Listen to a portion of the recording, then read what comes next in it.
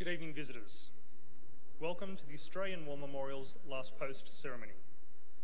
My name is Gerard Pratt, and joining us today from the Australian Army is Corporal Jeanette McNeely.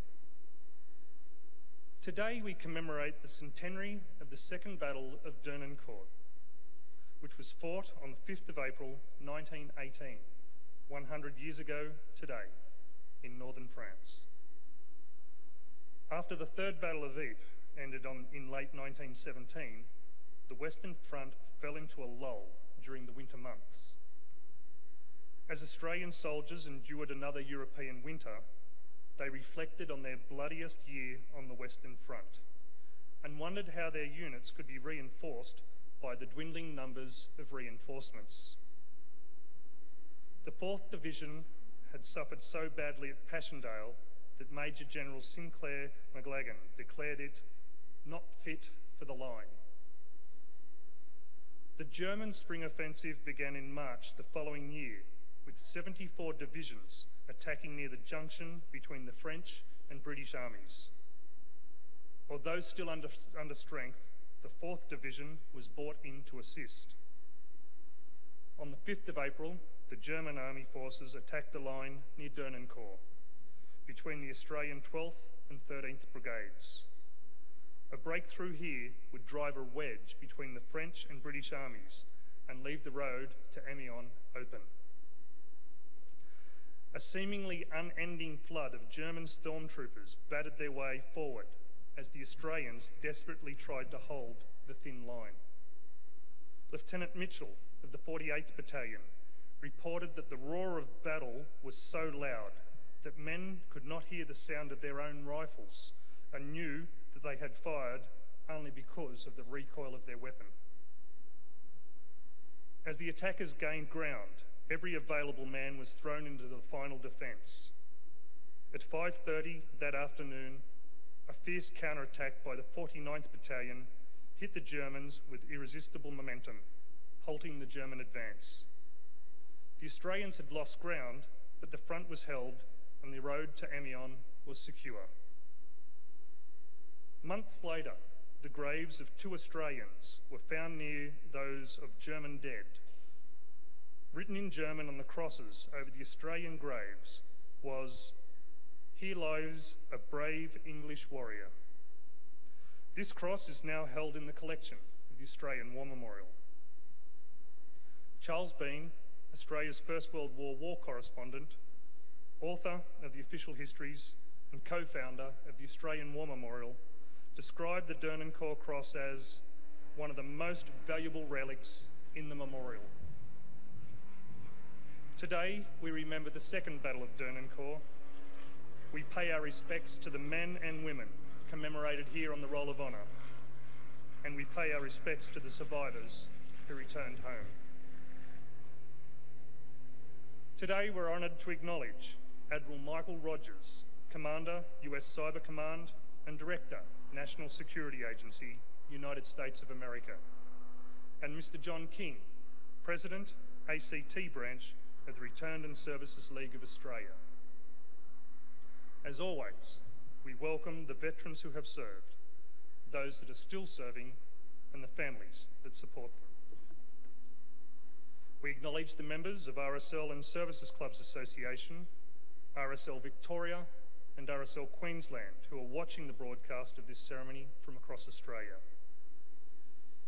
During the ceremony, wreaths will be laid at the base of the pool of reflection by visitors and students on behalf of the following schools. From New South Wales, Edgeworth Public School, and from the Australian Capital Territory, the Everett Cub Scouts.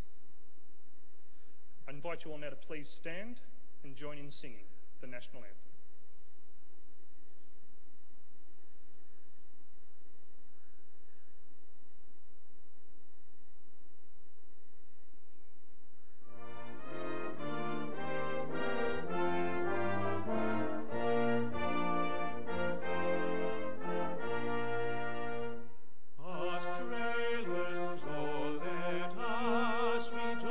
For we are young and free.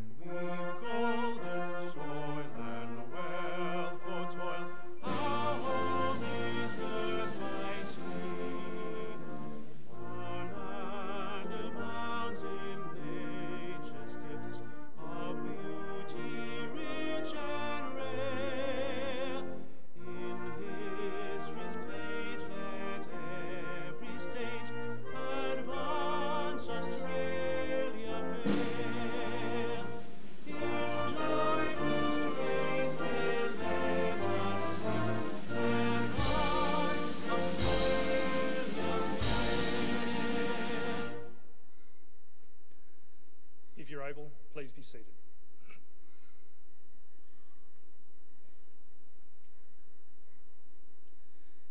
The Australian War Memorial was the vision of Charles Bean, Australia's First World War official historian. Bean landed with the Australian troops on Gallipoli and stayed with them at the front through until the end of the war.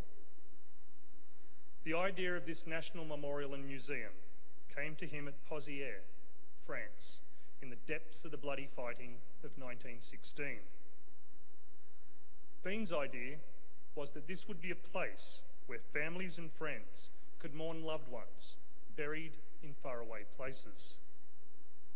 It would also be a place that could help all Australians understand what these men and women had endured and what they had done for us. Bean's vision, to which we remain true, is best expressed as inscribed in the entrance to the memorial's galleries. Here is their spirit, in the heart of the land they loved, and here we guard the record, which they themselves made. Tonight, we will read the story behind just one of those on the Roll of Honour, which lists the names of more than 102,000 men and women who have given their lives for us in war and operations for more than a century. But first, we present a lament, Flowers of the Forest. Wreaths or floral tributes will now be laid at the base of the pool of reflection.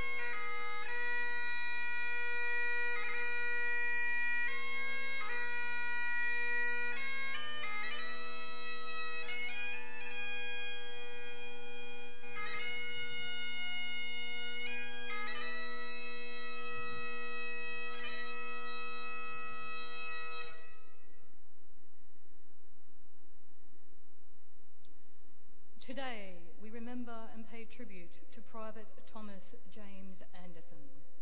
Affectionately known as Tom, Thomas Anderson was born into the large family of Sarah and John Anderson in Ipswich, Queensland in 1889. After attending East Brisbane State School, he began working as a butcher.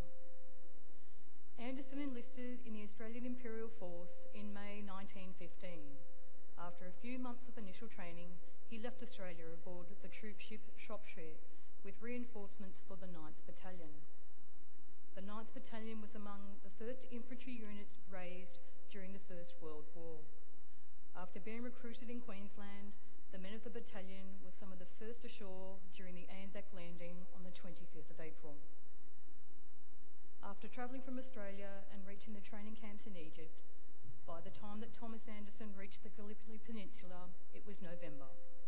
After a short period defending the beachhead, Anderson and the remaining troops on Gallipoli were evacuated in December. Back in Egypt, the AIF went through a period of expansion and reorganisation, preparing for the rigours of fighting on the Western Front. The 9th Battalion was split, and Anderson was transferred to join the newish established 49th Battalion. Arriving in France in June 1916, the 49th Battalion moved into the trenches on the Western Front. It fought in its first major battle at Mouquet Farm in August and suffered heavily. As positions became vacant due to casualties, Anderson was appointed Lance Corporal. The battalion saw out the rest of the year alternating between frontline duty and training and labouring behind the line. Towards the end of November, Lance Corporal Anderson was manning the front trenches at Fleur when he was wounded, receiving a gunshot wound to the thigh. He was evacuated to England, where he was admitted to hospital for treatment and recovery. After a period of furlough, Anderson spent time convalescing at the command depot at Wareham. The free time, however, provided him with ample opportunities for mischief, and in February he was found absent without leave for the first, and certainly not the last time. In June, he was again absent without leave, but this time he was apprehended by the military police and punished by reverting back to the rank of private. September saw Private Anderson with the 13th Training Battalion on command of the cookery school at Tidworth, and in November he was again absent without leave. The pattern of absenteeism came to an end in February 1918, when Anderson left the comforts and temptations of England to rejoin the 49th Battalion. The German Spring Offensive began in March, with 74 divisions attacking near the junction between the French and British armies. The 4th Division was moved in to defend positions around Dernancourt, and on the 5th of April, the 49th Battalion assisted in repulsing a large German attack before launching a counter-attack later in the afternoon. Private Anderson was with his Lewis gun team during the advance. At about 5:30 p.m, he was in the process of moving his gun to a stronger position when he was killed instantaneously by machine gun fire. As the fighting continued, Australian soldiers had to fall back from where Anderson had fallen, but his body was recovered later that night and buried nearby. His remains were later recovered and buried in Dernancourt Communal Cemetery, where they lie today under the epitaph chosen by his grieving family. He gave his best, his life, his all. Thomas Anderson was 29 years old. His name is listed on the Roll of Honour on my right, amongst more than 60,000 Australians who have died while serving in the First World War. This is but one of many stories of service and sacrifice told here at the Australian War Memorial. We now remember Private Thomas James Anderson, who gave his life for us, for our freedoms, and in the hope of a better world.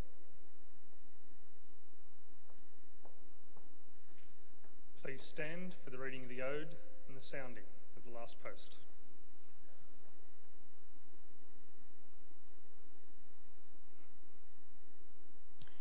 They shall grow not old, as we that are left grow old. Age shall not weary them, nor the years condemn. At the going down of the sun, and in the morning, we will remember them. We will remember them.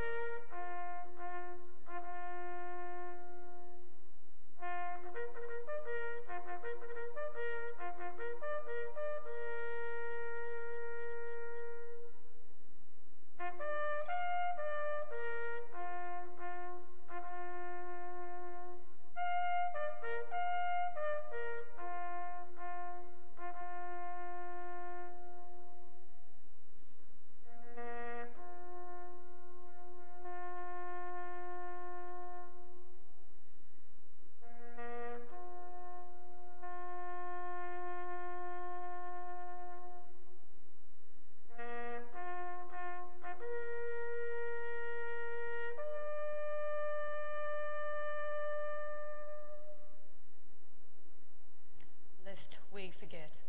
Lest we forget.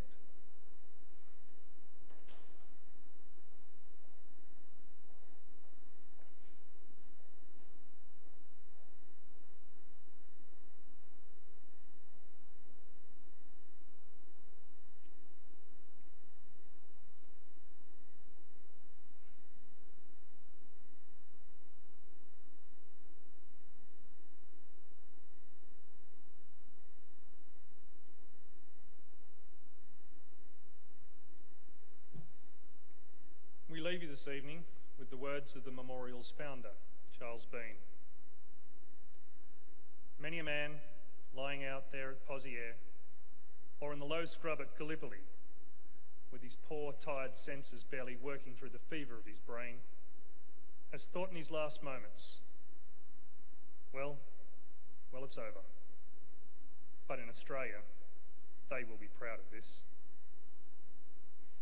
Ladies and gentlemen, girls and boys, that concludes the last post ceremony. We thank you all for visiting the Australian War Memorial